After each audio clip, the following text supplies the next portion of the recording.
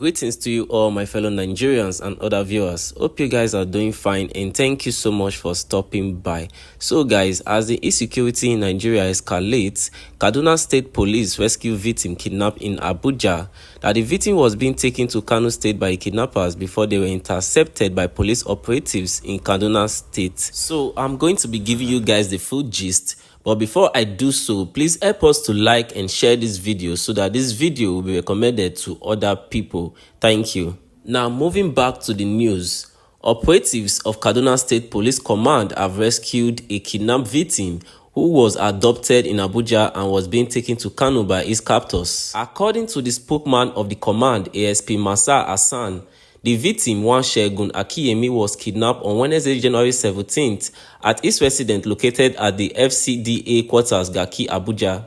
He added that the victim was being taken to Kano State by the kidnappers before they were intercepted by police operatives in Kaduna State. According to the statement, operatives of the Kano Police Division headquarters, after receiving a distress call of a kidnapping incident from Abuja, indicating that the kidnappers and their victim were transited through Kaduna, blocked a grey Toyota Helios van with registration number Abuja RBC 90DC with 4 passengers. Following a gun duel, the victim was rescued while one of the kidnappers, Shinaza Philip of Life Camp Abuja, was arrested, and 3 of his gang members, Shidibere Wodibo of Life Camp Abuja, 1 hour, and the gang leader, whose identity is yet to be ascertained, escaped. The police also said that some exhibits, including 2 retired G17 model pistol, 1 Beretta pistol, 10 9mm PAK ammunitions, and 5 9mm special ammunitions were recovered from the kidnappers. Following the spate of killings and kidnappings across the country, Saturday Vanguard got some retired generals of the Nigerian military to bear their minds on the unending menace and what should be done to tackle the scourge. The retired generals and their equivalents in the Navy and Air Force agreed to speak only on conditions of anonymity.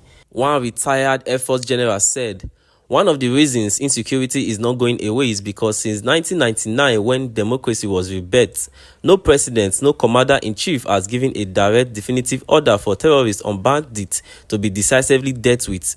What we usually get is open-ended directives, no timeline to get things done and no consequences for not getting things done. What President Bola Ahmed Tinubu should do as C is to give a definitive order to the Minister of Defense, the CDS, the Service Chief and the Inspector General of Police that this insecurity should end in 3 or 4 or 6 months. If after the time frame given the criminals are not cleared out, the Minister, the CDS and the Service Chiefs should be asked to go, I bet you will see a change." Another retired Air Force general called on President Tinubu to consider applying the Operation Sweep strategy employed by Brigadier General Mohammed Mawal, retired, when he served as governor of Lagos State, whereby every nook and cranny of the state was reached and criminals smoked out by the joint security operatives. He said, "The problem of insecurity is caused by political vendetta and economic empowerment. You are somebody because you want to get to a position, and after reaching your goal, you turn your back on them. Now, with those weapons, they go back and everybody becomes their enemy, including their opponents. They become a burden and go to mineral areas to capture lands for tapping solid minerals and kill citizens for refusing to be pushed out of their lands. We need political will as well as the will of the people. Nigerians should start seeing the kidnapping or bandit attacks on their neighbor as something that can happen to them and therefore join hands in fighting, resisting the menace." So guys, these are just the 2 opinions I'll be taking from these retired generals. But you see, my opinion is that the reason why insecurity in Nigeria is not going to stop now is because some of these criminals, some of these kidnappers, etc., what are they called, are being empowered by some politicians and even governments. Some of these bandits we see and we hear about have top official sponsors, like big sponsors. And the most crazy part is that there are some big politicians in this Nigeria that are sponsoring them. And here we are putting our faith in these evil politicians who are sponsoring the killings of several Nigerians. It's only God that will save us in this country. Also, some persons also voiced their opinion on this same matter, and the first person here says, "The Nigeria police seems unaware that their constitutional duty is to uphold law and order consistently within society. Their role is in fact secondary to that of the judiciary. Erecting roadblocks, should not be a primary function. Rather, their focus should be on proactively identifying and apprehending criminals before they can commit offenses. It is disheartening when the police prioritize guard duty roles over essential law enforcement tasks. There is a pressing need for the police force to undergo reorientation, and the recruitment should target individuals with genuine passion for the profession rather than mere job seekers. In contrast, the military appears to be fulfilling its designated responsibility effectively. Bandits and their collaborators are not spirits. The police know where they are. Another person also commented, "There is no man sure of his next meal that will take to crime except in rare cases. Where there is hope and achievable goals ahead, people aspire for the heights.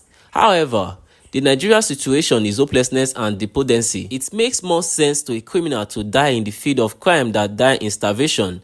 The level of corruption by politicians since 1999 had broken down the country and led many to crimes as a way of livelihood." And another person here also commented, "Hunger and unemployment-related insecurity have known characteristics. Greed and other agenda-related insecurity have theirs. In the past, hunger-related crimes are identifiable, and even some people pleaded for clemency for such criminals. Attributing insecurity in Nigeria persistently to hunger and unemployment is devious attempt to take away attention from the real thing. Unemployment or hunger-related insecurity and crime wouldn't cause children to be hacked to death, and villages will sink in the manner witnessed in Nigeria." So my people, if you can recall what one of the retired generals said, that this insecurity is caused by unemployment and hunger. So what this last person who just commented here is saying, that this insecurity is not a result of hunger and unemployment, but a result of political manipulation. Meaning most of this insecurity that is happening in Nigeria are sponsored by top politicians and top officials. And the last comment I'll be taking here says, "Insecurity strives as a result of social, political, and economic factors. Education and skills acquisition will help cut birth rate and increase the earning potentials, especially in the north. Large number of uneducated and unemployed youth can lead to increased social vices like robberies, kidnapping, and terrorism. If the government can minimize corruption in high places, funds meant for fighting insecurity will be used judiciously. If the government regulates mining sectors, rogue politicians and their criminal associates will be edged out of the industry. Politics is also another reason why insecurity strives. Some people in power discourage fighting certain kinds of crime because people of their ethnicity and religion may be affected. The security agency have been using a softly approach when it comes to armed herders operating in forests and highways. The security agent pretend to use kinetic and non-kinetic approaches when dealing with certain kinds of criminals and terrorists. Lack of political will to fight insecurity associated with a particular group is a major factor. So my people, you see, insecurity in Nigeria is caused by a lot of factors. Some are sponsored, some are because of hunger and unemployment. So the government and these security agencies can't solve it all alone.